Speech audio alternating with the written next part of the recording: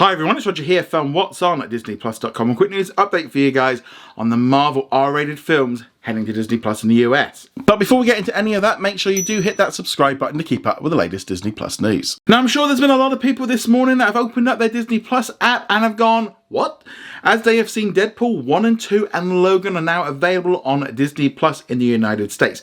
Now, they've been available in other countries for over a year, and we're used to seeing all this stuff on this. It's not a big deal for the international audience.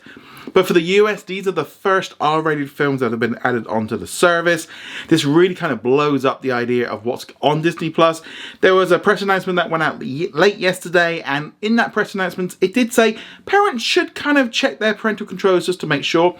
Obviously, back in March, they added in the Netflix series that included Daredevil, etc. like that. So now we've kind of seen some more R-rated content. Now, this is a big news for a couple of different reasons. So first off, it is San Diego Comic-Con this weekend, and there's going to be a big Marvel panel. And it's expected now, because I mean, it was started a trend yesterday, that Deadpool 3 will be officially confirmed and we might get a date. And there's also kind of the idea that we might see Ryan Reynolds and Hugh Jackman in this new film.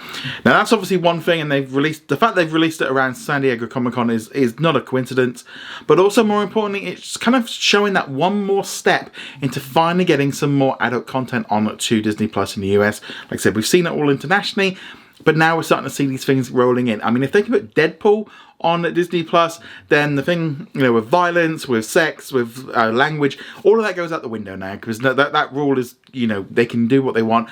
I suspect we will find out more in the coming months ahead at D23, and then when they introduce that ad tier. But yeah, they're really pushing the boundaries now, and Deadpool was that big one. Hopefully at some point they start adding in some of the other Marvel content like Legion. But yeah, so this is just a huge step, and there's a lot of people really excited about watching these films over the weekend. And there's also, you know, if you look at the social media, there was a few people that kind of think a little bit of a backlash to it, most of which people then just kind of jumped in on them and said, they've got parental controls, that's what they're there for. But let me know what you think of all of this in the comments below. Thank you very much for watching this video. Make sure you go check us out over at whatsondisneyplus.com. Like, follow and subscribe. Also a huge thank you to all of our supporters over on Patreon and also on our YouTube channel memberships. And I shall see you guys in another video. Laters.